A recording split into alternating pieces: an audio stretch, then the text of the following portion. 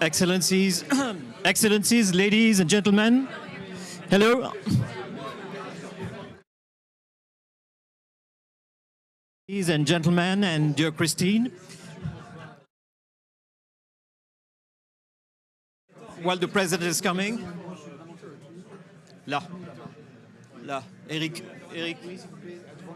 Here. Here. Excellencies, ladies and gentlemen. We'll take pictures at the end as well. Super. So happy. Excellency, Mr. President, thank you so much for having me. Not at all. Fantastic. And thank you for this wonderful video we sent to the Blue Africa Summit that we organized 10 days ago. That made us come back to you because it was so good, and we thought, well, I don't know if you're going to say the same thing. It was so powerful. Very good. Glad to hear. Thank you so much. What do you want the president to say? President. Yes, président de l'Assemblée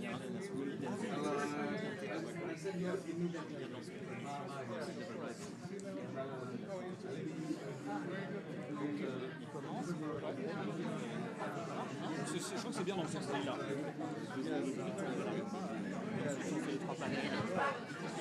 Moi, c'est bien que ce soit moi. Good and you. Thank you very much for being here. Not at all. Pleasure.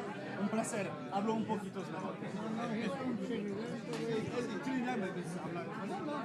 Un poquito. Falta práctica. Et en français, sûrement. Ah, bah voilà, c'est bon. Un petit peu. Okay. Excellencies, Presidents, ladies and gentlemen, we're going to start, and we request some order. Glad to have you. You made a wonderful message for the Tangier Africa Summit. Excellent message. Merci, Pierre. And you have come in person now. Je vais parler là. Okay.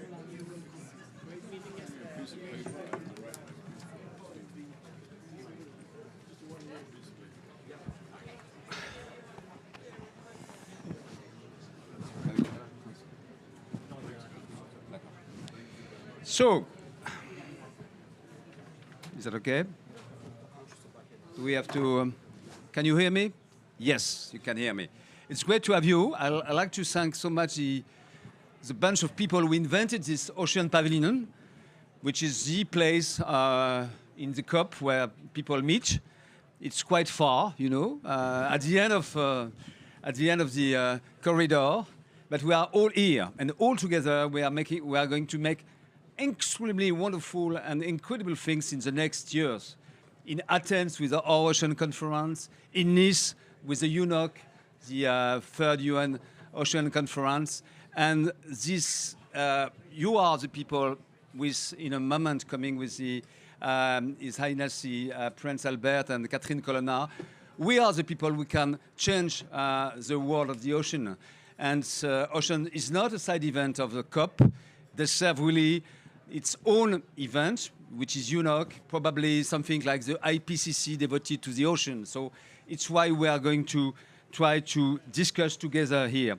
So Your Excellency Ministers and honorable guests, I'm really thrilled to be here with you as the Ambassador for Poles and Ocean, also a Special Envoy, the French President for the UNOC, for this short event, which we'll discuss about the UNOC organized by France and Costa Rica. We like to say, to pay a special tribute to the Minister of Foreign Affairs, Mr. André, in June 25, with an event in San Jose in June 24. UNOC 3 envisions to be a rallying point for collective action.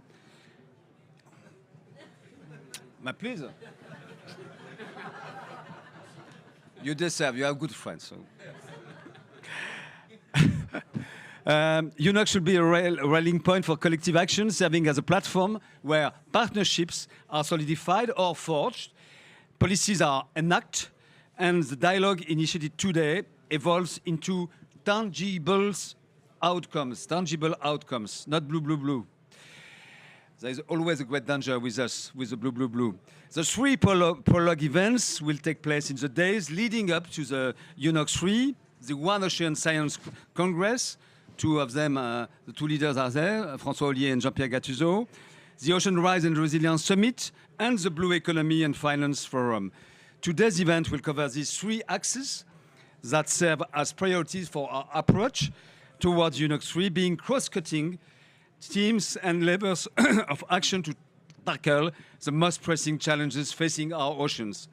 As we navigate COP28, we want you to keep UNOC 3 in perspective, not as a destination, but rather as a turning point.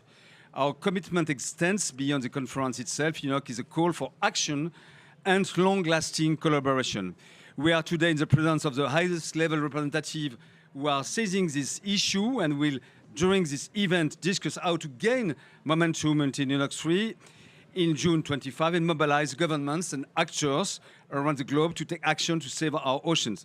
So it's now my pleasure to invite His Excellency Mr. Denis Francis, President of the United Nations General Assembly, to stage. Please.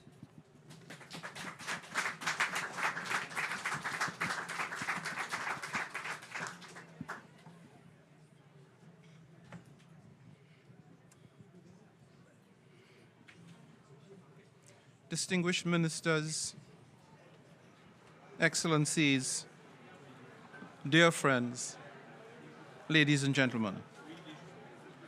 At the outset, let me thank the governments of France and Costa Rica, co-hosts of the UN Ocean Conference 2025, along with the UN system and other partners for organizing this event.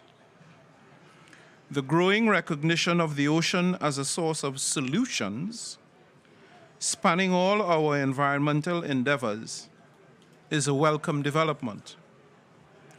COP28 is yet another critical stepping stone to build upon this momentum and to deliver various aspects of the ocean, from addressing the impacts of sea level rise to realizing the potential of the sustainable ocean economy and the relevance of investing in ocean science. As President of the United Nations General Assembly in its 78th session, I have been clear in prioritizing the challenges of the climate crisis, with particular emphasis on the existential threats of sea level rise. Here at COP28, I am affirming the same message. The reason for this is clear. Even if we are successful at limiting temperature rise to 1.5 degrees, and I'm an advocate of the 1.5 degrees, I've been wearing this pin for maybe 9 or 10 months, predating my assumption of the office of President of the General Assembly. But even if we are successful at limiting temperature rise to 1.5 degrees, the impacts on small island developing states and low-lying coastal areas are, in many instances, irreversible. The 2023 synthesis report of the Intergovernmental Panel on Climate Change only reaffirms that, indeed, global mean sea level rise increased to 3.7 millimeters per year between 2006 and 2018. The safety and survival of small island states and vulnerable coastal communities therefore hinge upon our ability to decisively tackle the threats of climate change and sea level rise. We need to embrace adaptation and resilience while recognizing that uncomfortable conversations around sovereignty, displacement, and climate mobility are becoming the new elephant in the room. These are discussions that we simply can no longer avoid. We owe it to all affected communities to ensure predictability, sustainability, and security amidst the climate crisis. And I am committed to working with all member states to do something impactful about it, to move the discussion beyond the prevailing uncertainty towards transformative solutions that can save lives. Excellencies, honorable ministers, the ocean is a source of livelihood for billions of people and the economic heart of small island states. Home to immense biodiversity and diverse ecosystems, it serves as the world's largest carbon sink. It is imperative, therefore, that we prioritize ocean health and back up our commitment with effective science and urgent implementation. This means addressing marine pollution and adopting a comprehensive and internationally legally binding instrument to end plastic pollution. It means employing an integrated approach anchored in science and the engagement of all stakeholders across all sectors. And it means addressing the finance and resource constraints holding back ocean protection and conservation. We have a year and a half until the third Ocean Conference. Let us use this time and discussions such as these to address the concerns and to elevate the political will to implement the needed solutions. Those communities on the front lines of climate change are looking to us to find just and equitable solutions. I look forward to hearing your ideas. Thank you very much.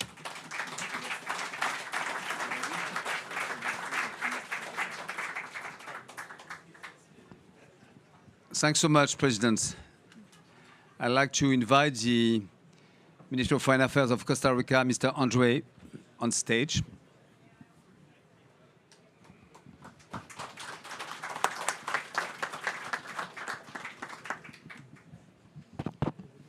Thank you.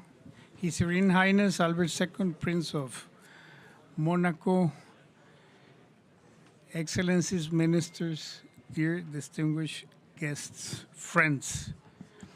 The history of the ocean is the history of all life on Earth. In much the same way, the health of the ocean is tied, therefore, to the health of all life on Earth. It is fully interconnected waters, which cover 71% of the Earth's surface. We can find the most wondrous diversity of species, ecosystems, and habitats, including the largest genetic diversity on the planet. Yet only the smallest percentage has been explored and studied. Thanks to science, we know that the ocean is the main regulator of the global climate and temperature, as well as the largest sink for carbon dioxide, absorbing about a quarter of these annual emissions. But with ocean temperatures soaring to the highest ever recorded, the cost of these processes to the ocean has become higher than is manageable. For Costa Rica, a large ocean state highly vulnerable to the effects of climate change, its rapid and increased warming, acidification, and loss of diversity are critical and alarming issues. While those most responsible for climate change have failed to act with the level of urgency needed to sufficiently and significantly reduce their emissions, the consequences are being borne disproportionately by the most vulnerable in developing countries, which lack the resources to adequately respond against the effects. For example, Costa Rica is deeply concerned about the impacts of the sea level rise on our coastal and low-lying communities, as well as on regional and global stability and security. This problem is a direct consequence of climate change. The environmental impacts of sea level rise include habitat loss and contraction, inland migration of animals, and loss of biodiversity. Socioeconomic impacts include human displacement and climate refugees, loss of gross domestic product, sharp declines in tourism, and increase in external debt. To tackle this and other crises we are facing daily, we must join efforts at all levels, both nationally and internationally, to achieve the protection and sustainable use of our ocean.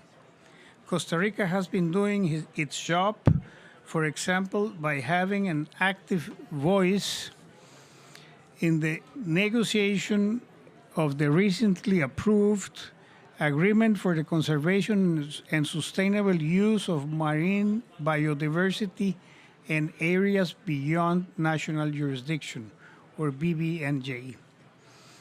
We have also been vehemently calling all states to honor the obligations of the United Nations Framework Convention on Climate Change and the Paris Agreement. The world must comply with the agreed emissions cap, and we must scale up adaptation and resilience measures. It is also pivotal to meet climate finance commitments, as well as the urgent implementation of the Loss and Damage Fund created. It is not a secret that the implementation of major global agreements requires adequate mobilization of global resources, especially for developing countries, and this COP28 is the platform to demonstrate political will and action to achieve this goal. Costa Rica is profoundly engaged with the International Blue Agenda, and as such, we feel honored to co-host, together with France, the third UN Ocean Conference. The first UNOC helped to set the stage and raise awareness of the state of the ocean. And the second UNOC, and in the second UNOC, we increased global ambition and commitments. This upcoming third conference should now follow up on these outcomes and accelerate action and implementation. On our way to this very important event for the international community and the planet, Costa Rica will organize next year in June 2024 a high-level event on ocean action titled Immersed in Change, which will showcase best practices and successful experiences to improve the health of the ocean. We recognize that our greatest ambition is also our greatest challenge. How can we make this conference transcend words and achieve true global action to address the threats faced by the ocean and propose actions to enhance the political and financial mobilization of all actors in the ocean community needed to meet SDG 14 and other international commitments? Now is the moment to strengthen even more the access to technologies, innovation, and finance through strong partnerships that can boost collaboration and cooperation to accelerate our efforts to accomplish the goals we have already committed and advance on our collective work to improve the health of the ocean.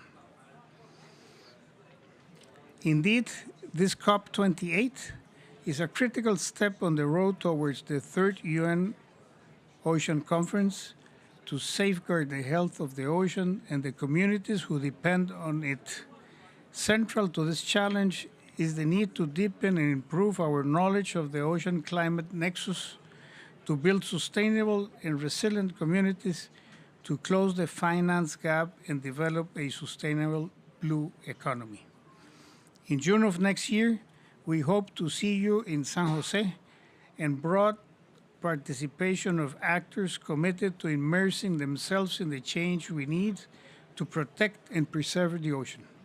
Only through its sustainable use we will be able to conserve it for future generations. Thank you. Thank you, Mr. André. Great pleasure. I'm happy to invite Sir Weberville, Secretary of State, Minister of State for Ocean, for the sea on stage. Hervé.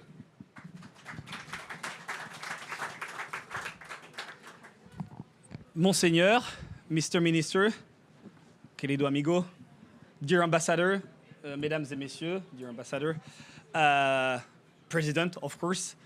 It's a real pleasure to be here with you. I'm not going to be long because then after you're going to have the chance to hear from our Minister of Foreign Affairs, Catherine Colonna. So I'll say a little bit like the Black Friday for you today. We have two ministers for the price of one. So it's something really valuable. And I know she has a lot of things to tell you. And the fact that she's coming here, even if it's quite a long flight, I would say. No, not only a long flight, but it's quite a long walk. But it's preparing us for also the marathon of negotiation that we'll have to do over the next few months. So it's a good preparation. I know that we already, but the thing that she's coming here for this event here in the Ocean Pavilion show that for the French diplomacy, of course for the French president, it's really important, this UNOC 3 moment. It's really important to make sure that we really reconcile and we put together the climate change agenda and the biodiversity agenda. And we put at the center ocean as a key element to tackle climate change and as a key element to fight against the erosion of the biodiversity. And it's something for me that really struck me coming here. The few places given to the ocean in the discussion. And we have like here, Monseigneur, Prince of Monaco, was one of the only leader who talked about ocean in his speech. Of course, President Macron talked about it. He talked about decarbonization. He talked about like protecting the ocean. But I think we need to make sure that after the UNOC 3, it's something really common and spreaded that when we talk about climate change, we talk about the ocean. I wanted to tell you maybe 3 simple things. First of all, you're going to have the panel after, well, like the representation of the 3 side events. And just telling you that for me it's really important because without those, what we call side event, but for me it's not side event, that's the heart of the agenda to make progress on the protection of the ocean in our planet. The first one is really important. It's of course the science, making sure we land with this beautiful idea of IPOS, that we make sure that we put science at the heart of the decision that guides what we're doing, but also, and it was mentioned also during one of the sessions at the theater. And I was in Pacific 2 weeks ago. I was in Cook Island and then after in French Polynesia. We need to make sure that we integrate also indigenous science, traditional science. Otherwise, we're going to have issue implementing, for example, the 30% protection of the land or of course, of the ocean. We need to make sure that we territorialize, as we say in French, and we make sure that we integrate the knowledge, the science of those people. And I know that the CNRS and the IFREMER will make sure that this really important task of integrating people, especially from the Pacific, but also for the Caribbean island, are really heard. Otherwise, we'll miss one of our objectives. The second big element of this conference is the question of course, integrating, and not only integrating, co-building our policy with the cities.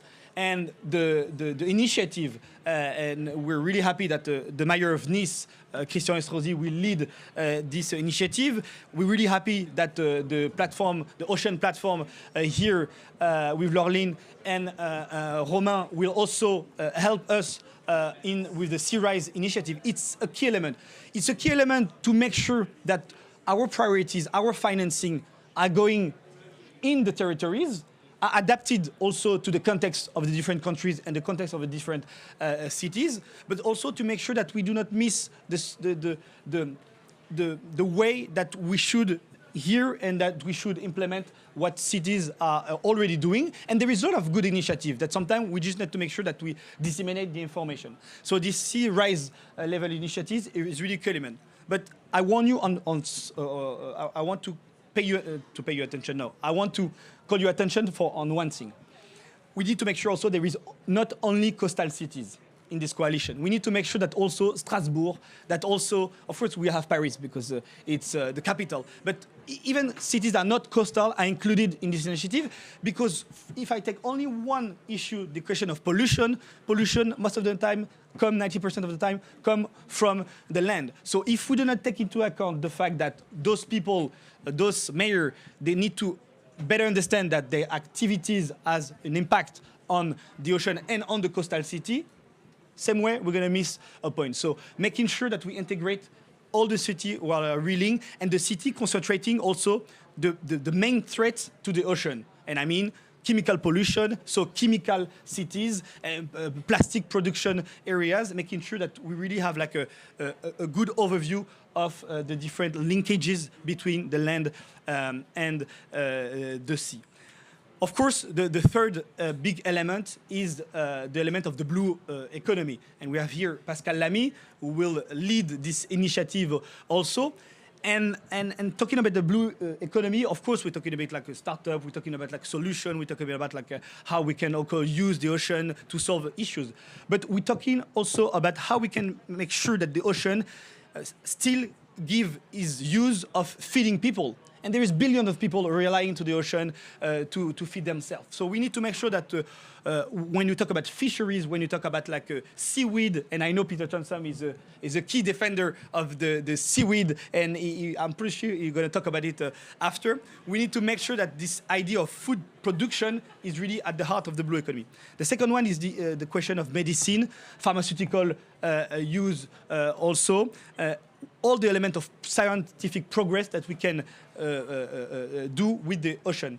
And the last element on the blue economy for me, and something I discussed with the Prime Minister of a Pacific country, is the issue also of energetical sovereignty, offshore wind, hydroelectricity, all the questions that will make sure that if we want to reduce our dependency to fossil fuel, we'll need to make sure that we can also tap into, sorry for the expression, into the potential, the extraordinary potential of the sea to produce a clean energy. And I know that we'll come out from Monaco. Thank you very much, Monseigneur, for hosting this Blue Economic Forum. We'll come up with a lot of good ideas and also a lot of good financing ideas. And I just wanted to mention that 2 days ago, the French president announced a 1.5 billion public-private investment fund to decarbonize the maritime transport. And that's something for me really critical in terms of also reducing our emission, because you know that the maritime transport is emitting 3% of the total emission.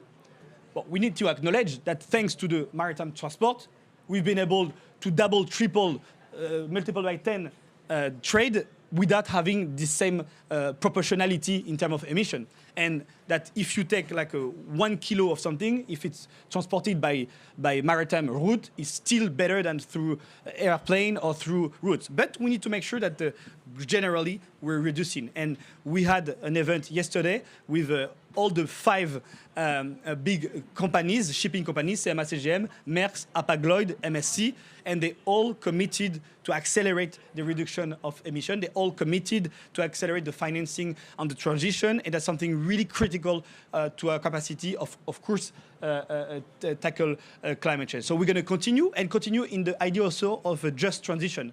We need to make sure that by doing the transition of the maritime transport, it doesn't affect the cost of importation for small islands, for example, or for emerging countries. So making sure that in our discussion, we have this really approach of solidarity, of just transition. And I will finish by telling you that there is 5 key multilateral process that we need to move forward for UNOC 3. I'm sure Catherine Colonna will be much more complete than I on this, but I just want to mention them. The first one is preserve the marine biodiversity by ratifying BBNJ. We need to make sure that by the end of 2025, we have the 60 countries, because it's a key element to make sure that we protect our ocean. It's 50% of the global surface. And also that's something really important, also working on the biodiversity within national jurisdiction. And I know, for example, United Nations Environment Program, they have the regional sea conventions, and making sure that also we include all those really useful conventions to reinforce the protection. And there is also regional agreement, like, for example, COP Pelagos between Monaco, Italy, and France. We're going to have like the next COP Pelagos in January, and making sure also we continue protecting the whales, protecting the rorqual, and advancing on the marine biodiversity. The second one, I'll be quicker, is, of course, protecting deep sea mining and making sure we do not start deep sea mining. So making sure we have a moratorium, at least. It's a ban for us. And it's, for me, the battle of the century. If we do not really ban deep sea mining, what we're discussing about marinated protected areas, blah, blah, blah, etc., will be worthless, useless. So, and thanks Costa Rica, thanks Monaco, who joined the coalition this year. And we were 4 countries in favor of banning deep sea mining 1 year ago. We're now 24. And it's thanks to the leadership of countries, it's thanks to the mobilization also of NGOs, IUCN, but also the deep sea conservation, and all the people that truly believe that there is no way we can achieve our objective with the start of the deep sea mining. And we all know right now that there will be irreversible consequences and damage if we start deep sea mining. The third one is the fight against illegal fishing, and that's something for me really important, making sure that we preserve these halieutics resources. The fourth one is making sure by 2025 we have a treaty, an international treaty on plastic pollution. That's the fight we also leading, and thanks to Kenya, thanks to a lot of countries, we're really making sure that we arrive by 2025 with an international treaty, universal, and really reducing the plastic pollution. And the last one, I mentioned it, is the decarbonization of the maritime transport. We're going to accelerate, and we're going to also make sure that all the shipping companies are integrated. So this is what I want to tell you about the team. So I have 3 things just to conclude. First, I have the conviction that we're going to manage to succeed on this issue, and we're going to manage to make ocean as the key element of the climate change and the biodiversity and the global conversation. But we need also to be conscious that the fight will be hard, because even if we had success on BBNG, on deep sea mining, the road ahead is really, really long, quite steep. So we need to make sure that we're all prepared and all ready for the fight. And I call, of course, for the mobilization, because 2025 will be a year full of events. It will be the 10 years of the COP21. It will be the 10 years of the financing of the SDG. It will be the Sendai agreement. So we need to make sure that the UNOC is at the right level between all these different events. It's not just like a side event in the global agenda. But thanks to your job, thanks to the science, thanks to the traditional also indigenous mobilization, thanks to the financing, thanks to the leader, and thanks to all the work of the NGO, I'm pretty sure we're going to manage to sail and arrive at Bon Port in Nice in 2025. So thank you very much, and let's continue the fight. Thank you. Thank you, Minister. Monseigneur, thank you, Ministers. You said it all, so I'll just call the next panel for a picture. We have 3 ocean challenges right now. We'll start with the first one. Romain, Margaret, Alison, and Agnès. Could you please join the panel? And we transform the essay, hopefully.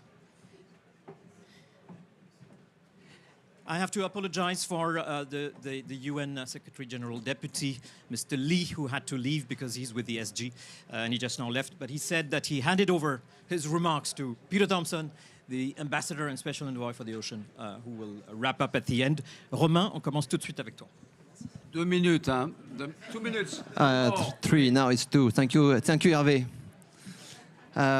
So indeed, I'm here to speak about the Ocean Rise and Resilience Platform. So 4 years ago, the Ocean Climate Platform, we launched a work that took us for all the team around the world, 5 countries, 230 delegates and elected representatives, to consult them across the world, in the Pacific, in the west coast of America, in Europe, in the west coast of Africa, sorry, to take from the ground what they feel about sea level rise and adaptation of cities.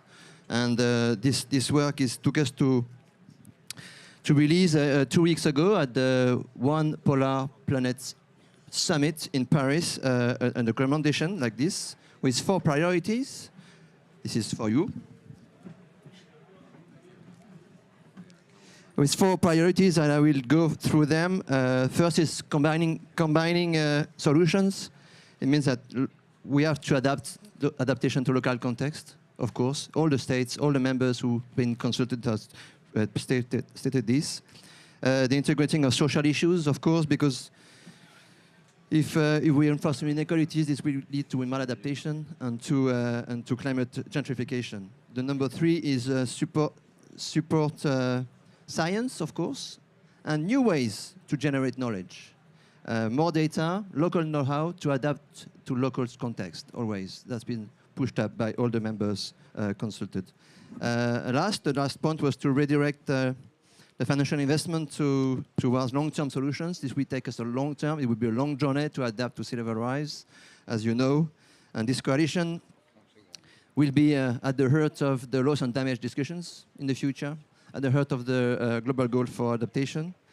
And in the end, I would say that this ocean rise and resilience coalition is about solidarity among cities, but among states and among global developing banks, and also is about the regenerative sustainable blue economy.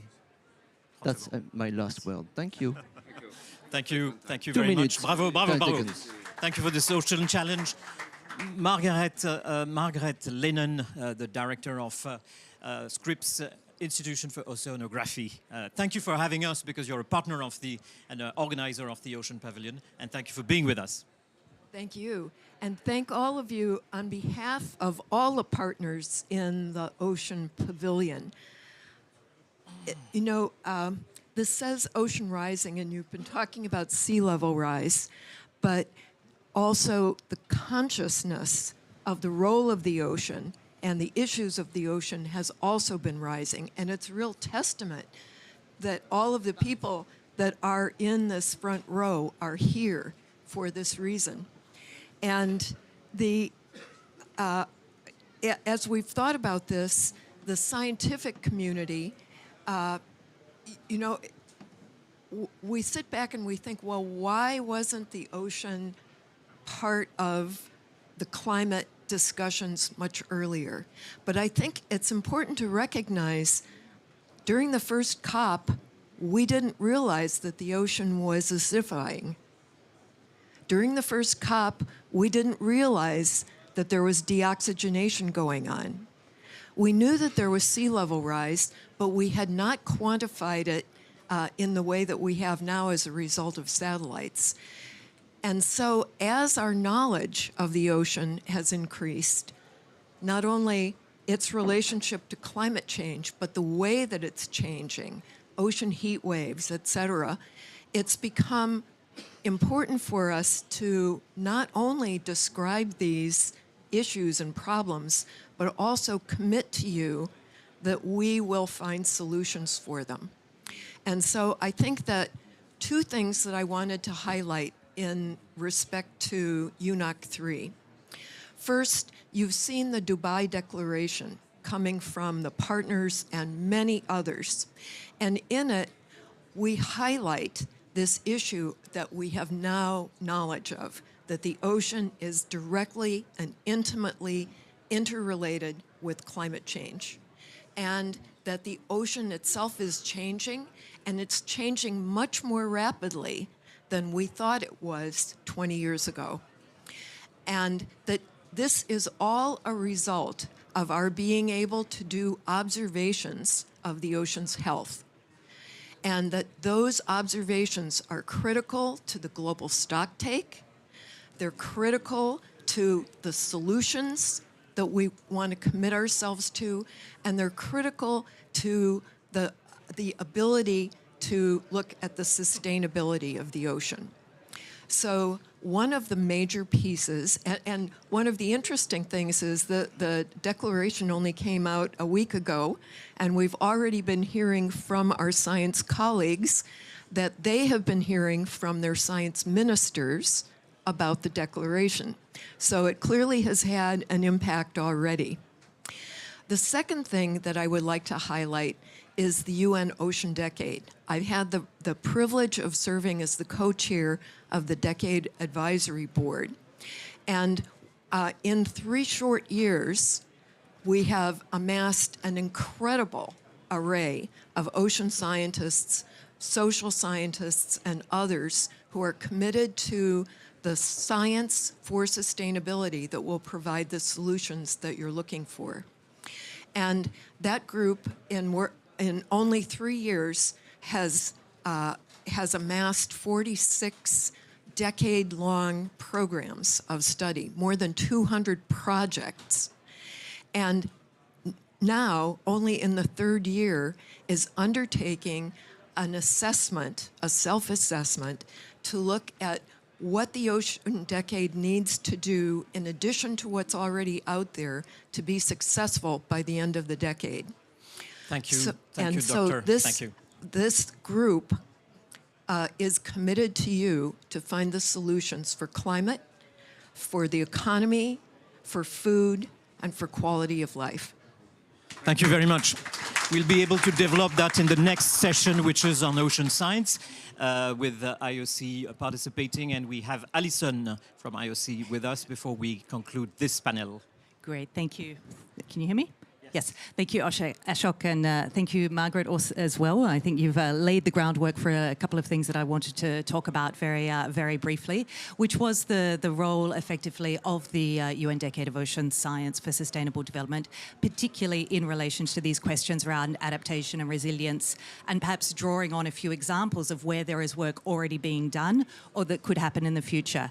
And we have many supporters of the Ocean Decade in the room, and I'd like, of course, to acknowledge His Serene Highness, who is one of the patrons, one of the founding patrons of the Ocean Decade Alliance, which is an extremely important group to help spread the word about the importance of ocean science for sustainable development. So in looking at this question around sea level rise, there are 3 areas of activity where the Ocean Decade has a particular focus at the moment through its Ocean Decade challenges. One of these is around ocean observations, which Margaret mentioned, both the short-term and the long-term observations. There are transformative Ocean Decade programs that are being undertaken to co-design new ways of doing ocean observations so that the data and the information that is coming out is directly adapted to the user needs. The second area that I would like to talk about is that data and how we're managing that data, how we're sharing that data. And as mentioned earlier, it's not just the scientific data, it's the traditional knowledge, the indigenous and local knowledge. How are we making sure all these knowledge sets, all these data sets are put together in a way that they're accessible and that they can be used through services and through applications in a way that the people who need to make decisions can access them. There are hundreds of data portals out there, there are hundreds of data platforms, and the Decade is very much focused on interoperability between these different platforms and initiatives. And the third one that I'd like to talk about is resilience, early warning systems. We have a lot of work going on with tsunami preparedness in the Decade. Of course, sea level rise has this multiplier effect with some of these other ocean hazards as well, including tsunamis. And so this is a particularly important area of work for the Decade with a tsunami program that is looking to increase knowledge of risks, also using innovation and technology about how we can increase community preparedness for these risks. So there is, I would like to emphasize, a huge wealth of work underway. As Margaret mentioned, there is the Vision 2030 process, which is identifying the new priorities, the new gaps. In Barcelona in April next year, another set of dates to mark on your calendar. April 2024 is the Ocean Decade Conference, where we will be discussing and presenting and workshopping these priorities. So by the time we get to Nice, and with Francois and Jean-Pierre, we'll have some good dialogue and some good background on what some of the global thinking is around ocean science priorities that will take us from Barcelona to Costa Rica and on to Nice. Thank you so Thank much, you very much. Alison. Thank you.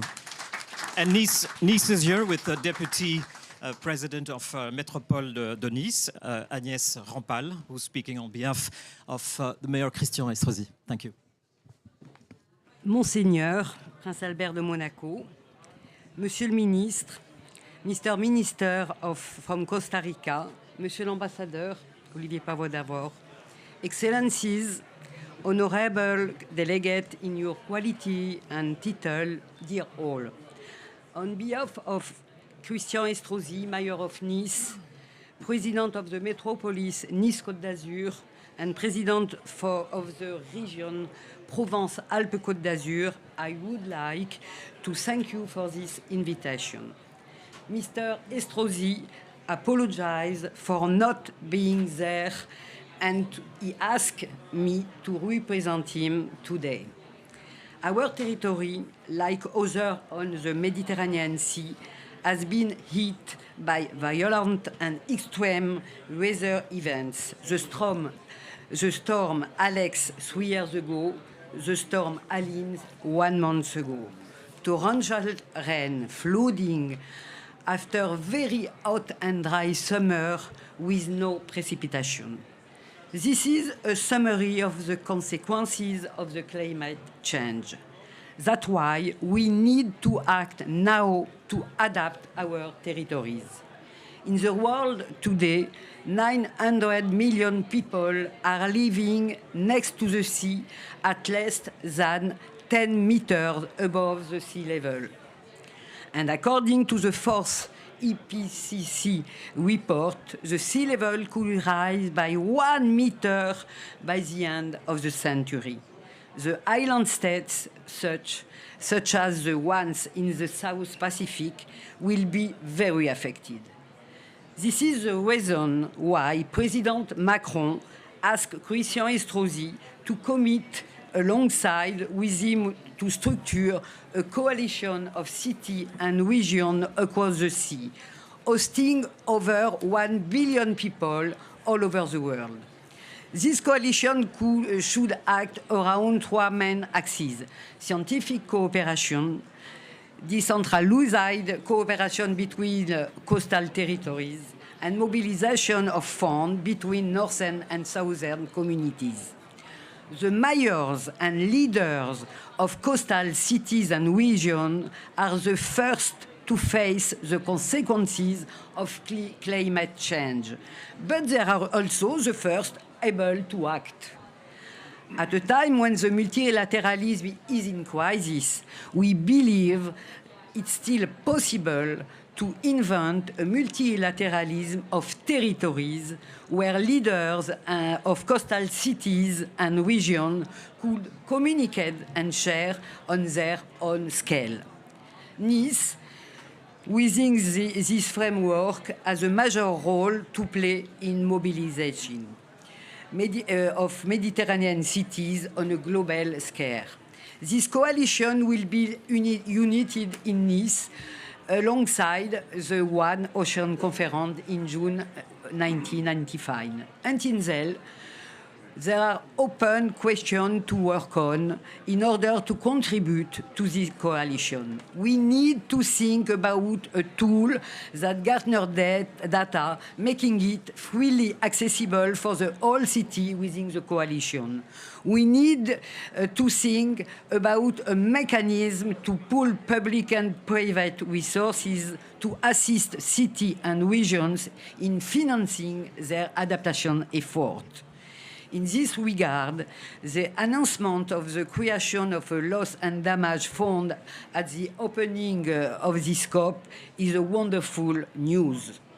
We would love to consider regular and enduring meetings within an institutional framework. We wish also for this coalition to be as open as possible. To conclude, we know that when we act to heal the nature, nature is responding faster than forecasted. The red tuna is now preserved after being sweetened, and Prince Albert, he was decisive in this battle. The whole of the ozone layer is now under progress to be closed.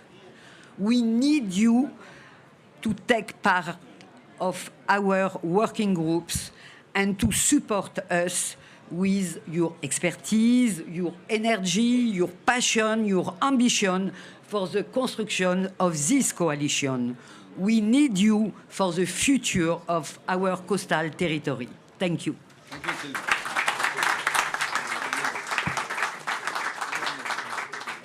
Thank you very much. Well, I call the next plateau. Thank you for this call for action, and I just remind the dates is June 2025, from 4th to the 13th of June 2025, and not 1995, Madame la maire adjointe. Au podium, le président du CNRS, au podium, vous voulez bien le faire au podium, avec le président de l'IFREMER, Peter de Bonacal, Françoise Gaël, Jean-Pierre Gattuso. Oh non, je sais pas ça. And 1 minute each. We'll do that. We will do that. So directly, straight. One Ocean Science Congress that will take place from the 4th to the 6th of June in Nice should be inspired by the spirit of this pavilion, where world marine research organizations come together and openly share and discuss the knowledge on climate-ocean interactions. And I would like to thank Margaret and Peter for assembling us all here in this pavilion. We indeed aim at bringing together more than 2,000 scientists in Nice from all over the world, and along with partners from Costa Rica, from the Ocean Decade, and many others, our first goal will be to raise the awareness of policymakers that both ocean and ocean science matter. And beyond an updated, lively scientific assessment of ocean status and trajectory, including indigenous knowledge, our second goal will be to create a momentum which is coherent with the Ocean Decade towards science-based solutions that are aligned with the Agenda 2030, not only with SDG 14, but with all the SDGs, because the ocean is linked to all the SDGs. Antoine?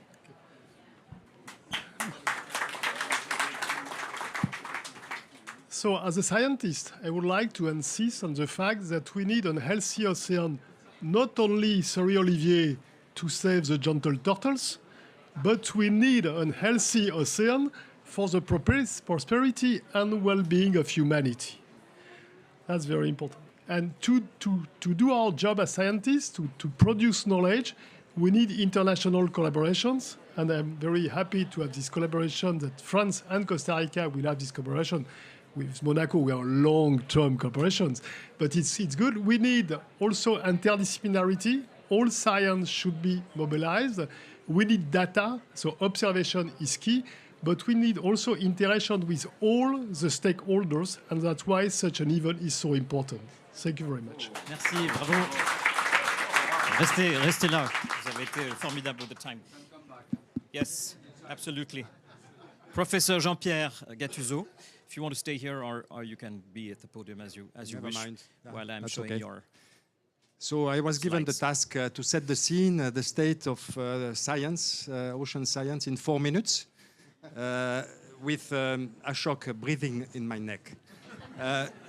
So obviously you're all well aware of that the ocean is our life support system. It moderates climate change. It provides lots of services and benefits to humanity, for food security, notably. If the ocean were a planet, a country, it will be the 7th economy of the planet. Next.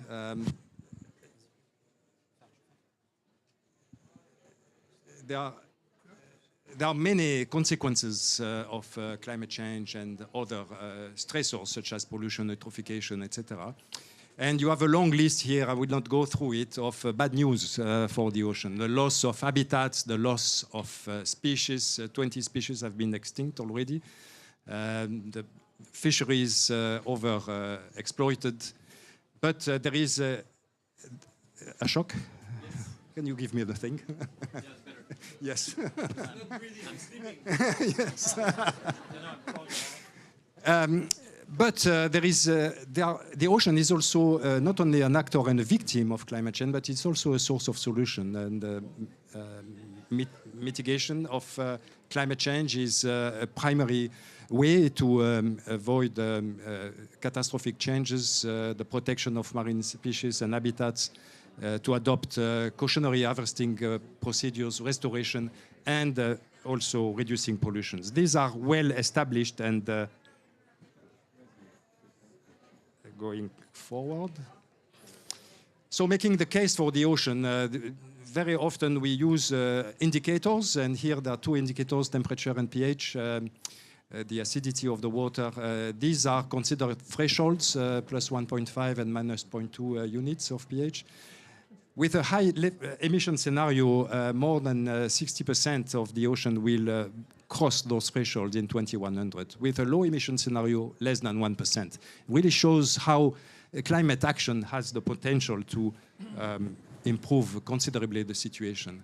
The Paris Agreement has the potential to avoid the unmanageable, but we need to be ready to manage the unavoidable, the changes that are now running and will not stop anytime soon.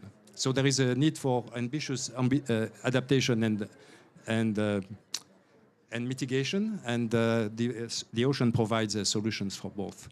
So one should not despair. The ocean is not broken.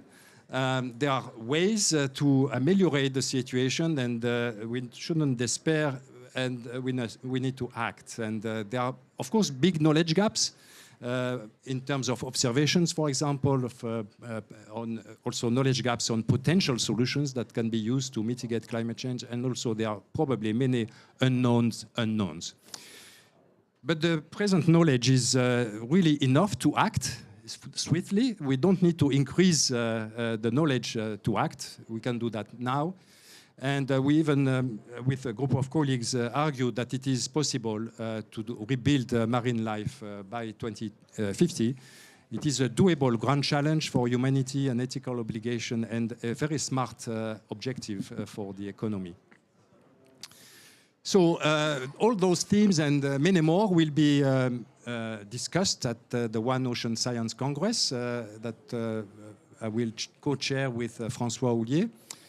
So we hope that it will be a successful conference, and we will be able to provide recommendations to the head of states and governments who will meet a little after. That's it. Thank you. Thank you. Thank you.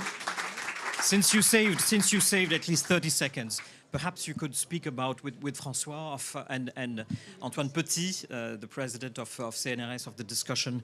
Peut-être Antoine, discussion we had on the blue metrics with François before we go into the IPOS. Okay, you want to discuss the metrics? Yeah. Yeah. Well. No. Okay. So there are many. So there are several metrics are already used. I mentioned two of them. Ocean acidity and temperature. The IPCC is also obviously using sea level rise as an indicator of change in the ocean. Mercator is also working a lot on ocean indicators, and so it's of course possible to have 3, 4, 5 indicators to be used, and they are already used in a big way by the IPCC when looking at scenarios. So yeah, that's a useful thing to do. It's like a teaser, François, don't worry. François Olivier, president of IFREMER. I think there are 2 or 3 things that are important for these indicators. They should be measurable on the long run, and we should have also back references. I think this is important so that we can measure the differences and the progress or the move towards the thresholds that we should not reach. The second thing is that these indicators should speak to the people. They should be understandable.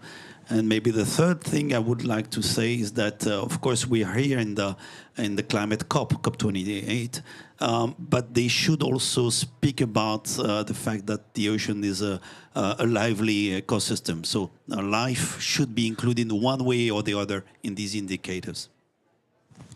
Thank you. So we proved that we could be on time and be interactive at the same time. Françoise Gale, Dr. Françoise Gale from the CNRS. I think the floor is yours now. No, I think it's... Karina? Yes. You want to speak before, Karina? Okay. Please. Okay. So perhaps, is it possible to have the slide in... Karina. Yes. Okay. Next slide, please. Thank you very much. So I will start. Thank you. I would like to convey 3 messages. So the first is for sustainable ocean governance and sustainable ocean stewardship. It is needed that the information is based on scientific sound and readable digital ocean information to inform decision making and to provide the authoritative evidence to which are required for research and which are required for ocean assessments for climate and ocean assessments for biodiversity, and also to provide the policy decision supporting tools to inform, such as, for example, ocean indicators, and also digital twin oceans, to monitor the evolution and the future perspective of ocean health, and also to explore scenarios of policy action and also their impacts. So Mercator Ocean, since its creation in 1995, Mercator Ocean has developed an ocean forecasting system, and in ocean forecasting systems. Yes, so to enable a portfolio of scientific digital information, such as, for example, the Copernicus Marine Service, which had been entrusted by the European Union. And also Mercator Ocean is hosting, since January 23, the United Nations Decadal Center for Ocean Prediction. So in February 22, during the One Ocean Summit, there are 6 countries, 6 states, so France, Portugal, Italy, Spain, Norway, and United Kingdom, who have committed to transform Mercator Ocean International into an intergovernmental organization. So Mercator can, as an intergovernmental organization, provide new and innovative digital knowledge systems and informations, and such as, for example, a global community to co-construct new ocean prediction activities serving to the UN decade objectives, and a digital twin ocean to produce decision-supported tools and response scenarios. Thank you very much. Bravo. Thank you. Dr. Françoise Gale. Okay, so we are the COP28. But the IPCC was born 35 years ago. Will we need several decades to start to think about the ocean behavior? We will have to act. We were thinking in this way the International Panel for Ocean Sustainability as a platform where scientific knowledge may discuss with political actors, policy actors, in order to act. So what do we want to do is to have first 3 characteristics. We want to be action-driven, holistic, and inclusive. And we will have 4 priorities. The first one, we will discussing about that at this session. Ocean indicators. Why? Because it's a global affair. The ocean indicators, we have a lot of. But if we consider the ocean behavior, we have to construct this indicator. The second is not global, but also it's more international. It is about deep sea mining. And we have a lot of things to do. Not only the knowledge, but also the policy. What type of action, what type of coalition of state do we want? The third one will be more regional, local. Offshore wind is a question we have to solve, especially in some countries where the wind is there. And the last one is the local aspect. And small-scale fisheries appear to be a very good topic to have an alliance of South and North countries, and also women and other type of networks. So what we will do tomorrow, we will work first with you. We will have the working group about this topic with a different type of coalition. we have also to communicate. It has been told. We have to set something understandable, and not only understandable, but feasible. So it is why you have to come with the EPOS. Thank you. Bravo, merci. Peter, you want to sit here? Peter de Monacal, who is also our host, our co-host, I would say, in this fantastic Ocean Pavilion, and thank you for having us. A call for action for you to conclude this session. Thank you. Great. Well, so much has been said today, and I'll keep my comments very, very short indeed. The call to action is first prefaced by, we live on a blue planet. We know that a healthy ocean is vital for a healthy planet, that it's vital for human sustainability, and that it's vital for future generations. We know that as we observe the ocean, it's rapidly changing, and it's changing increasingly quickly right now, today. To meet this challenge, the UN Ocean Conference has had an interesting journey from New York, the first one, the second in Lisbon, actually where Margaret and I met and actually conceived of this space today. But more important than Margaret or I is all of you. There are 32 partners that have joined and countless others that have wanted to be part of this. And really what we've done today is catalyzed action around the ocean that unites institutions, unites groups across leadership teams, and really people are putting their shoulder to the wheel. The COP28 Pavilion, I think it's a symbol of that unity, and it's also a hub for action. In terms of addressing the science, as we've heard from Françoise, I think the call for urgency, the call for focus, addressing issues at scale, and really the importance of partnerships could not be more true today than it ever has been. And indeed, the Dubai Ocean Declaration, which I'm happy to say had 123 signatories. We could have had more, but it's incredible to see that 123 institutions have gotten behind this.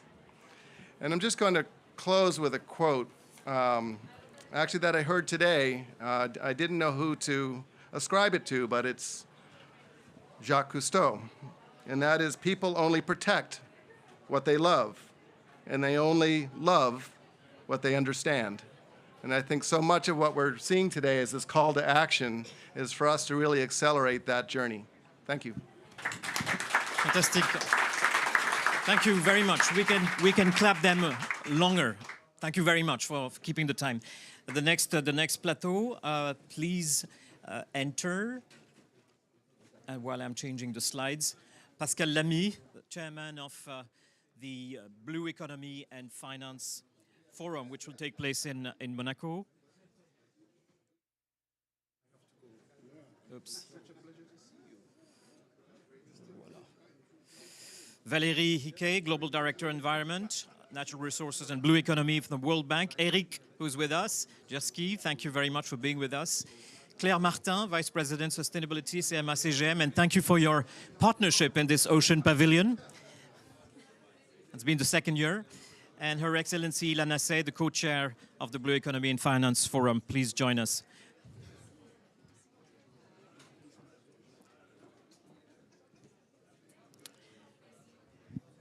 And yes, Henry Gonzalez from the Green Climate Fund. Here? Here? Yes. Pascal Lamy, chair of the Blue Economy and Finance Forum, and chairing many other topics that we are happy to hear.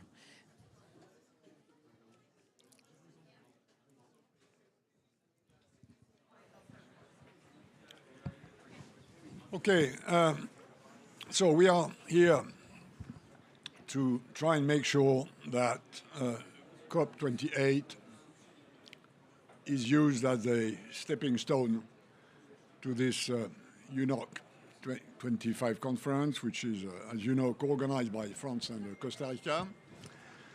And while I was walking to this room, as you probably did, you may have noticed that there's a wall, and on the wall there's a slogan, let's turn rhetoric into action. Now, I'm not saying that until now we've had only rhetoric, but we've had a lot of that.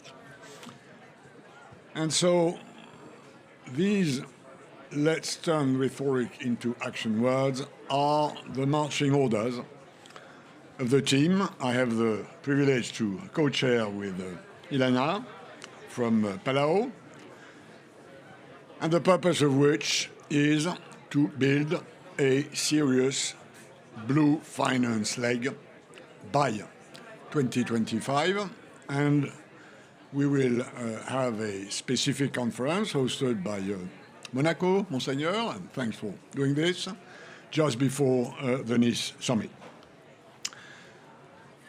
We know for sure, and we've heard a lot, that ocean is both a problem and a solution. Whether it's a problem or a solution, addressing it will need quite a lot of money. We know there is this finance gap. We know we have to bridge it.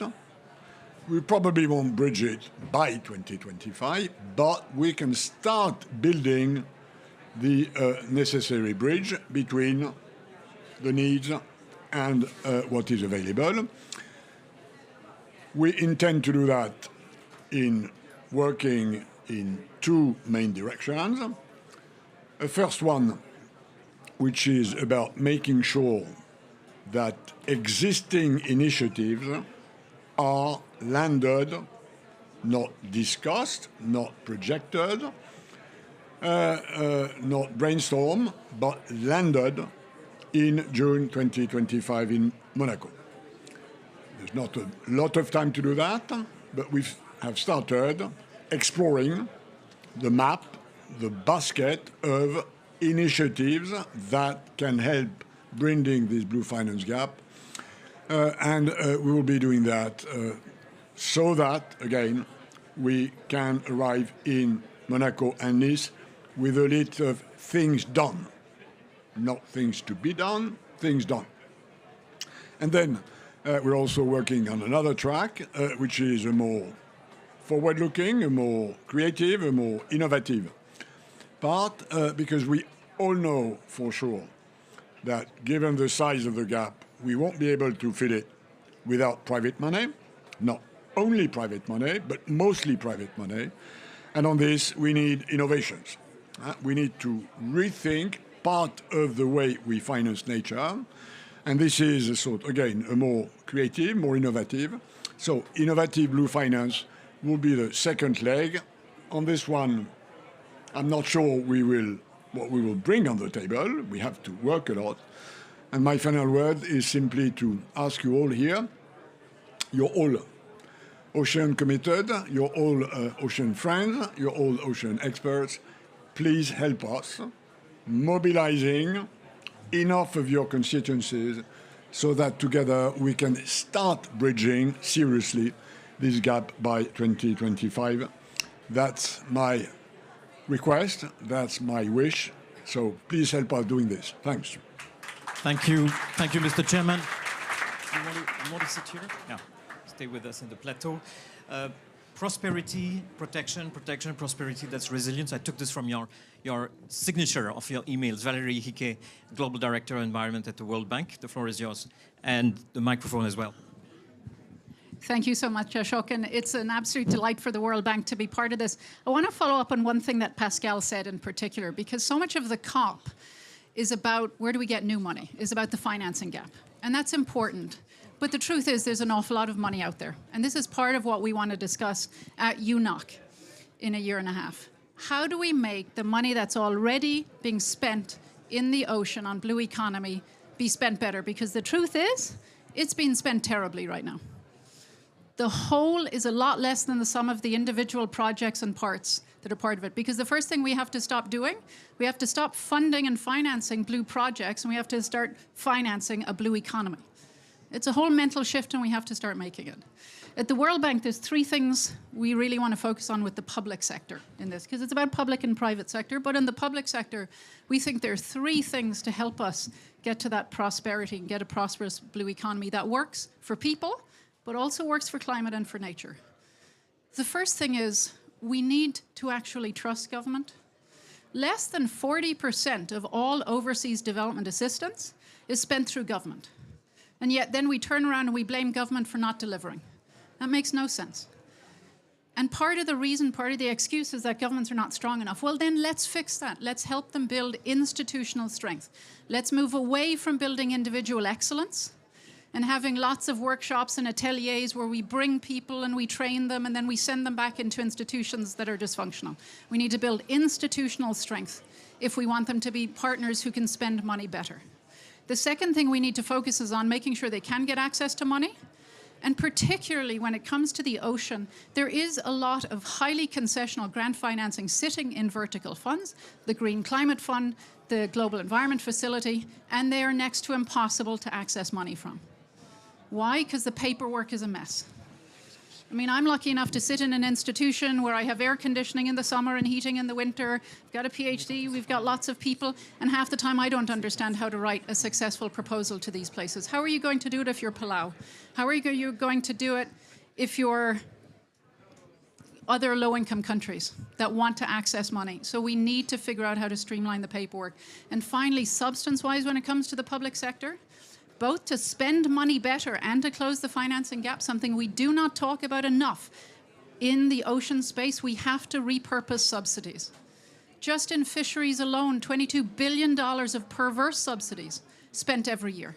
If we don't fix that, we're all wasting our time. And we need to talk more at these events and every event about repurposing subsidies. On the private sector side, the bank is also committed to making sure that we can de-risk.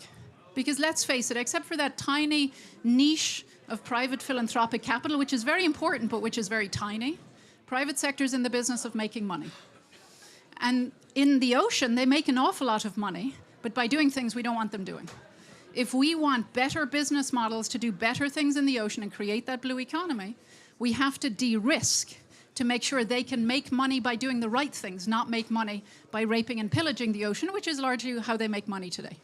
Whether that's through co-investing, whether it's through credit enhancement, which we'll be working with Justin Mundy and his team to think more about, or whether it's through direct risk reduction, we have to focus on de-risking for the private sector so they can spend money better in the ocean. Two things underpin this, and then I'll finish, Ashok. One, we need better data. It's wonderful that UNOC will be focusing on data and metrics and science, because we do not have a way to measure a healthy ocean. And where we cannot measure something, we can't move money into it. Measurement matters. And then the second thing that we need to do is we need to move away from the abstract. It's not just from rhetoric to action.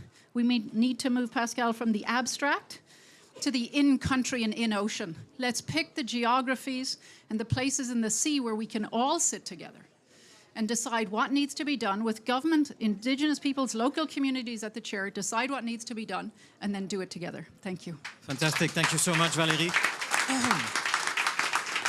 And thank you for sharing all your insights in our different working groups. And by the way, everybody here is in the working group that Pascal, Lamy, and Ilana are co-chairing. So thank you. Eric from UN Global Compact. Thank you. Absolutely. Just to follow up that, and I'll make it brief. We definitely need a private sector. So I work for the UN Global Compact, the private sector arm of the UN. I used to work in shipping. The private sector is the main market to really shift. And just to give you one number you're going to remember today, and it's an easy number because it's number 14, SDG 14, we all know that. The value of global shipping, shipped goods is $14 trillion. We have to tap into that, you know? And we are actually doing that. Shipping is the first industry with a global regulation to decarbonize. We got that new GHG strategy in place this summer. In 1.5 years from now, all shipping companies have to invest differently. All investors looking at shipping or port systems have to invest differently. And we have to use that opportunity to plug in a just transition, biodiversity, climate action, and ocean planning. We can do that. It's a big, big opportunity. And then we'll take this blueprint into offshore wind and offshore energy. We take this blueprint into the ocean food systems and city planning for waste management. We can do this, and we are we work with all the big investment companies, all the pension funds in the world. They look for guidance. What's okay to invest in and what's not okay to invest in. And we together shall give them that guidance. We are working on an ocean investment protocol that should be an overview of what to invest in and not. And I think we should have an ocean investment tracker where we can track the ships of CGM, Maersk, offshore windmills from Ørsted.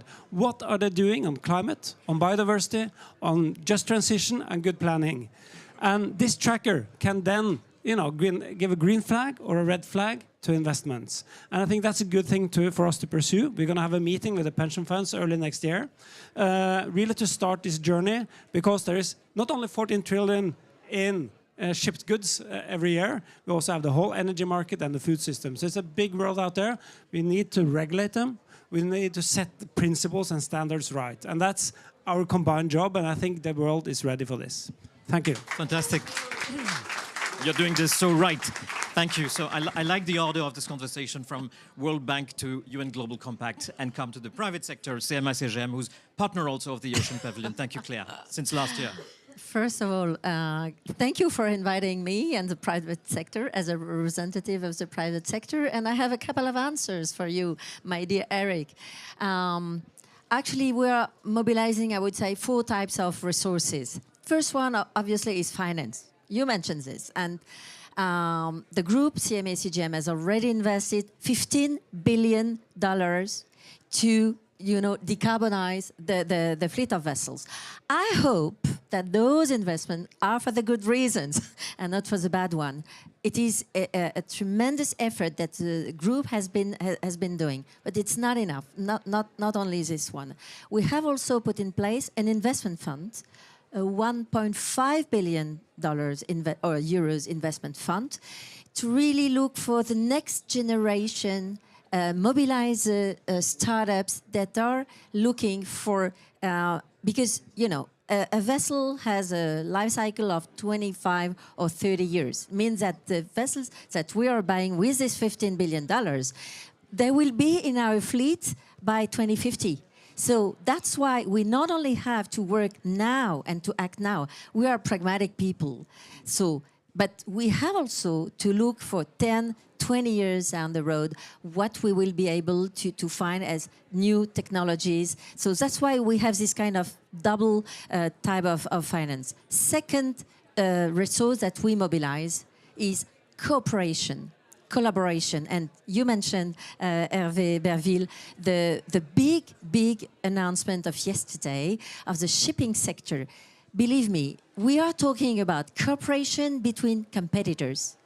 Okay, we are remaining competitors on the market. Every day we fight, but all the CEOs, the 5 or 6 CEOs of the shipping industry that were in the room said, on decarbonation, on climate, we cannot be competitor anymore. We have to collaborate, and this will bring a strength that is enormous. But we don't only cooperate among the shipping industry, but with our customers. Amazon was in the roundtable with the ports authorities and the terminals, because we have to decarbonize the entire supply chain.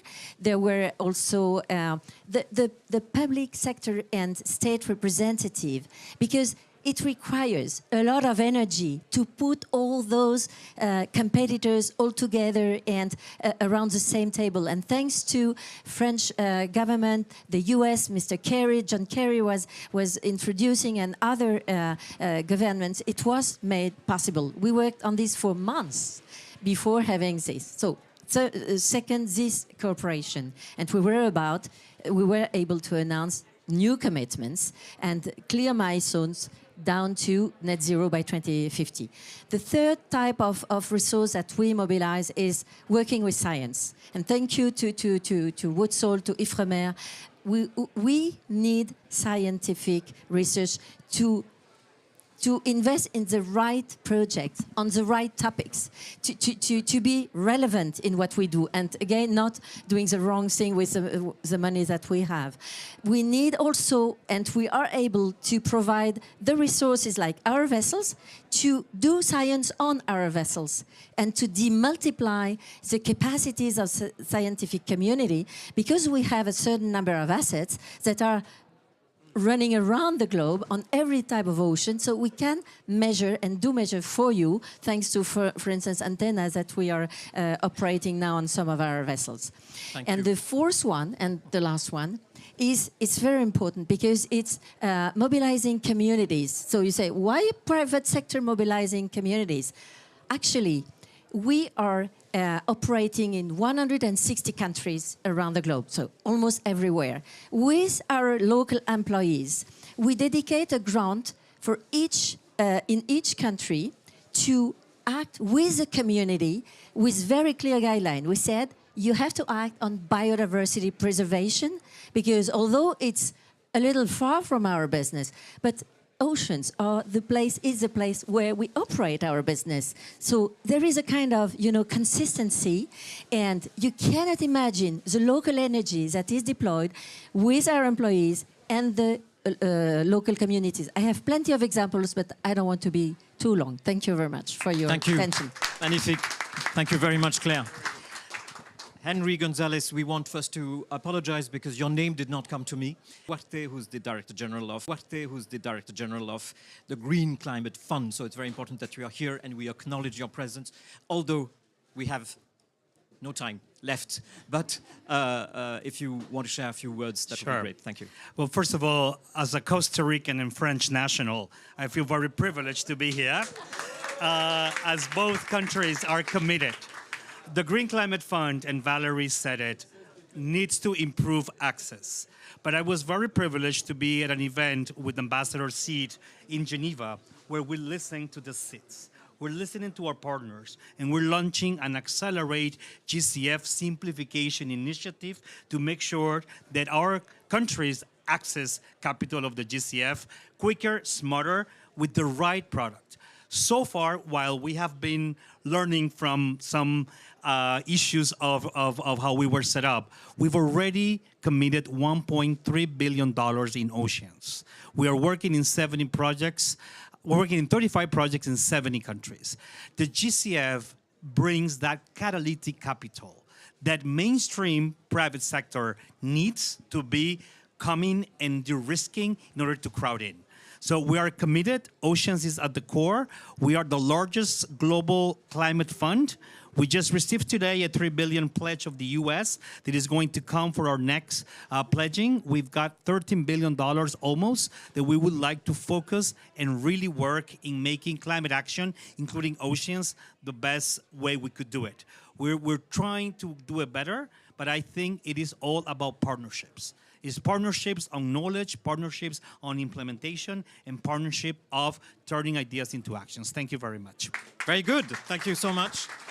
Ambassador Ileana Said, would you like to conclude this panel on blue economy and finance before we wrap up? Thank you. Thank you, Ashok. Yeah, great panel. I'm so pleased to be able to close this. I'll try to be quick since we're running short on time. I happen to be a climate negotiator in addition to being the Sherpa co-chair for the Ocean Panel. And I've always been very surprised how little the ocean dialogue is here at the COP. And so my specific calls to action, I think I'll start with what we can do now. If I might ask each one of you to find 2 country representatives and try to push the ocean into the CMA5 decision to include climate ocean solutions into the document. That means, for those who don't understand the COP lingo, that means that we need to push ocean solutions into mitigation. So make sure that we try to decarbonize shipping. I'm so excited to hear about France's initiative, and we need more like that. We also need to unlock financing to support ocean-based renewable energy, like ocean wind, tidal, current energy, and things like that. The ocean is a huge space. We can utilize it to transition into a cleaner, greener economy. The second is also to include the ocean in adaptation and loss and damage to make sure that our vulnerable communities get access to finance more quickly. And means of implementation. I'm so glad that GCF is here because I think we really need to push to make sure that we unlock climate finance for ocean solutions, for blue projects that really can move the needle. So please try to push that into the document because that is our roadmap. And once we get that here, it can then funnel all this energy and funding and activity into the way we work going forward. Specifically on the Blue Economy and Finance Forum, I will echo some of the comments by Valerie that we really need to work on. One, I think we need to focus on improving governance and accounting measures so that we, I think BB&J is key. Minister Barville mentioned it. The ocean is one space, and so we need to make sure that their interconnectivity of our governance schemes is solid so we can continue to catalyze action in that space. Plastics is a really key treaty that we need to move forward. And then finally, I think we need to also innovate. So blue carbon is an up-and-coming area that we can really use to catalyze some action, biodiversity credits, debt-to-nature swaps, and then finally, blended finance using public finance, philanthropic finance, catalytic finance, that then enables the private sector to come in a really big way so that we can actually move towards a better, bluer economy. So I'll end with that, and thank you so much. Fantastic. Thank you, Elena. Thank you. Thank you very much.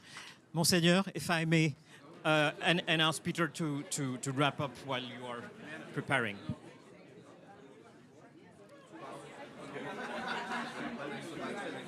Peter Thompson, Special Envoy of the SG for the Ocean. Thanks, everybody. Look, it's been a long session, but it's been a brilliant session. I thought it was fantastic, and I'm at so many of these, and I can judge. And this is a fantastic session. So thank you, everybody who has spoken already. My main role now, and I've told Olivier I'm taking over from him in this regard, is to clear the stage for His Serene Highness, the Prince of Monaco, who's going to address you. But I'll say just a couple of things before I do that. And as you know, he's one of our great ocean champions, has been for a long time. Ocean science today receives more attention than ever before in human history. That's fantastic. A bit of good news. And you know, it actually started with the Prince's great-great-grandfather. He really established ocean science and put it on the map. So it's very appropriate that he's talking to him. I learned something in China a couple of weeks ago when I was with a group of scientists, and Jean-Pierre Gattuso was one of them. 90% of life in the ocean, it's not whales and fish and things, 95% actually, it's microbial. 95% of the biomass. That's really important. You know, and it lends weight to my personal logo, which is, you've all heard it before, Prochlorococcus, tiniest photosynthetic organism in the, on the planet. And why is it important? Why is it so much important than pandas and lions and tigers and elephants and whales? Because it produces 20% of the oxygen in the biosphere. That's why. So the microbial thing is so important, and we only know, what, 20% as a rough estimate is what we know about life in the ocean. So ocean science is absolutely critical at this stage when we are approaching some very big decisions, which we will have to be taking around about 2030, and I'm talking about, you know, you hate the G word, but it's basically geoengineering decisions. And we have to base those on the very best of science, and that means ocean science, because that's the majority of this planet. So it's great that we're going to Nice and going to have the Congress, and we're preparing well for it. We're already discussing quite transformational ideas in that regard. The second and last point I wanted to make, and I'm going to just read, because I just saw his tweet from my boss, the Secretary General of the United Nations. He said, "I have a message for fossil fuel company leaders. Do not double down on an obsolete business model. Lead the transition to renewables. Make no mistake, the road to climate sustainability is also the only viable pathway to economic sustainability of your companies. Okay, so I thought that was pretty direct, and it answered some of the anger that I had when my first address from this podium about 2 days ago, where I said, I'm so angry. Why? I just learned from the International Energy Agency in Paris, they put out this report last week, that the fossil fuel companies, the oil and gas industry, is only providing 1% of the contributions towards the transition to renewable energy. Only 1%. If you go through the airports of the world and down the highways of the world and see the billboards, you'd think that they were leading it. They're not. It's baloney. They made $5 trillion worth of profits this year put together. $5 trillion. Don't you think that it's time the subsidies were taken away from them? Don't you think that it's time for us to tax them? Yeah, it's about sharing. And when we tax them, governments present, please divert that money towards two things. Ocean science, because we need that science to survive, and the sustainable blue economy. Why? Because that's what our children are going to rely on for their health and their food and their energy in the future, the sustainable blue economy. So it's great that we've got these two things being covered so thoroughly in Nice and in Monaco in June 2025. And I really want to thank Costa Rica so much, thank France so much, and thank Monaco so much. And that's the lead-in for the Prince to come and take the stage. Thank you. Very much.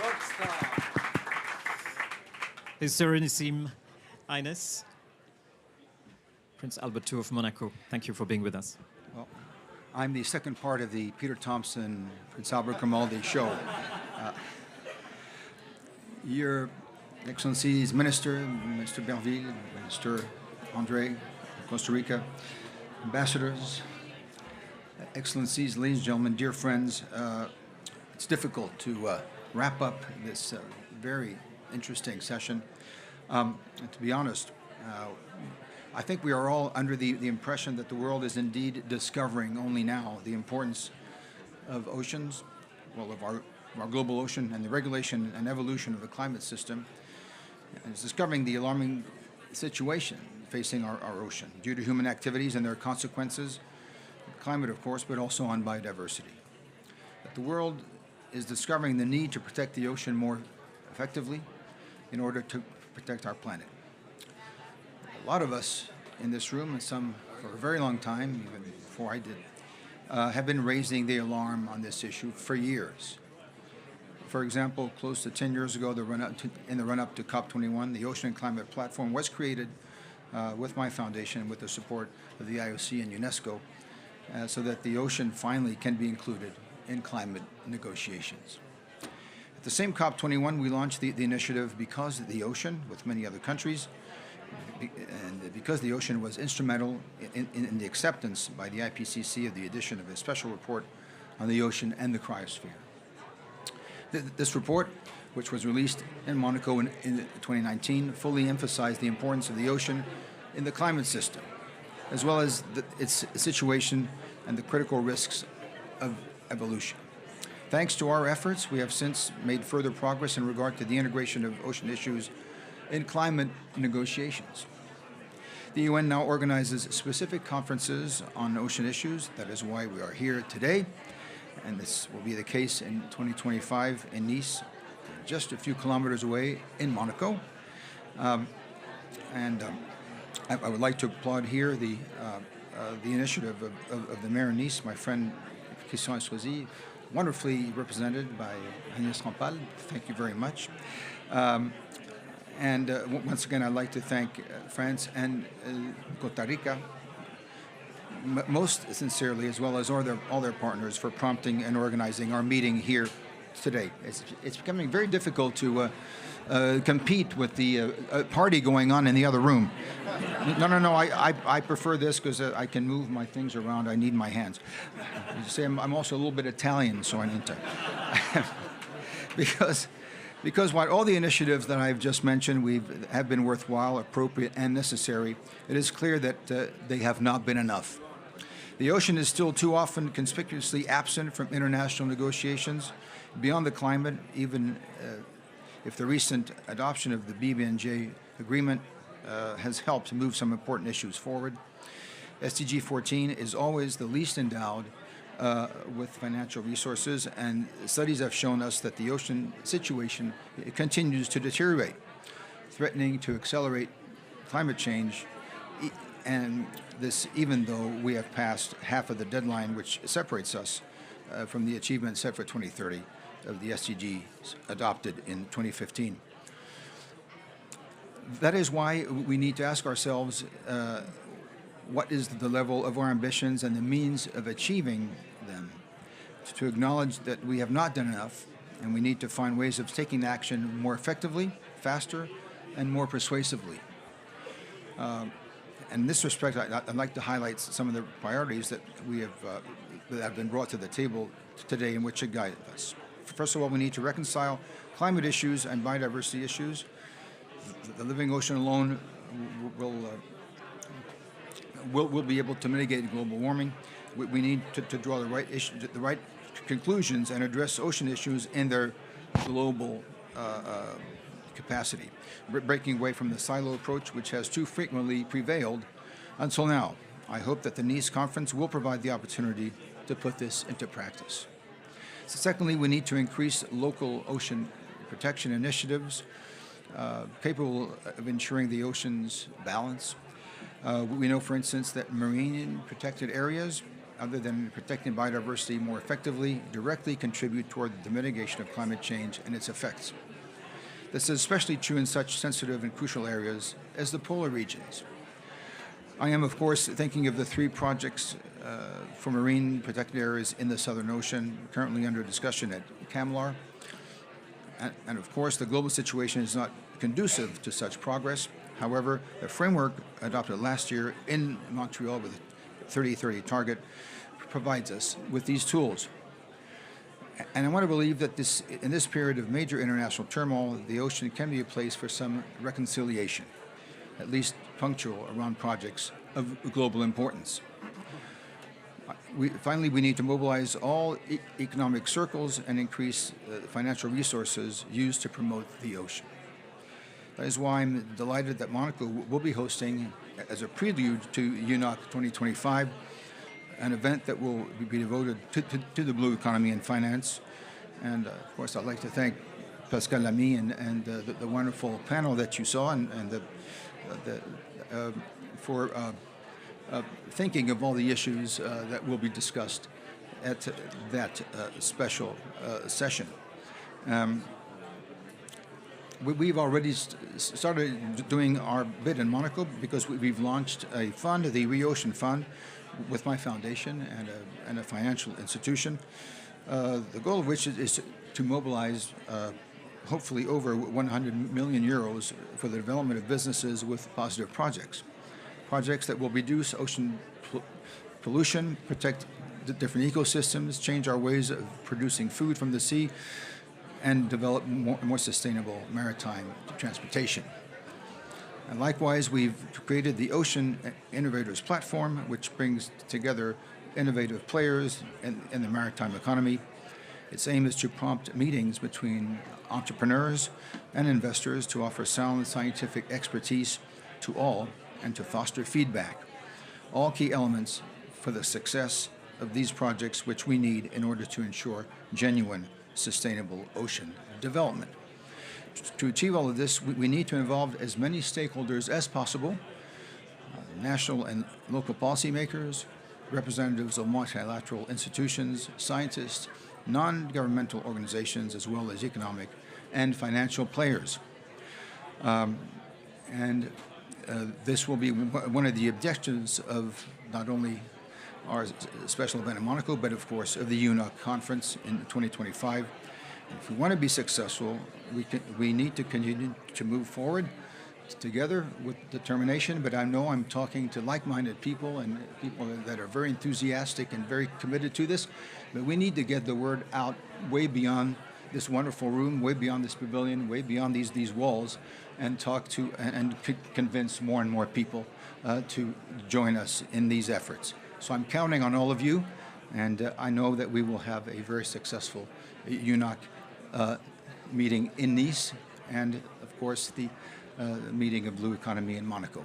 And Mr. Gonzalez, a final word. You are, congratulations on being half French and half Costa Rican. To make it complete, if you'd like a Monegasque passport, we can talk about it. Thank you very much. Thank you. Thank you, Monseigneur. Thank you so much, His Highness. Merci, merci. I'd like you to applaud Peter, Margaret, Rama, and Ashok, who organized this 1 hour and a half show. Voilà. Margaret? Voilà, all you. Okay. See you very, very soon. Bye. Have a nice cup.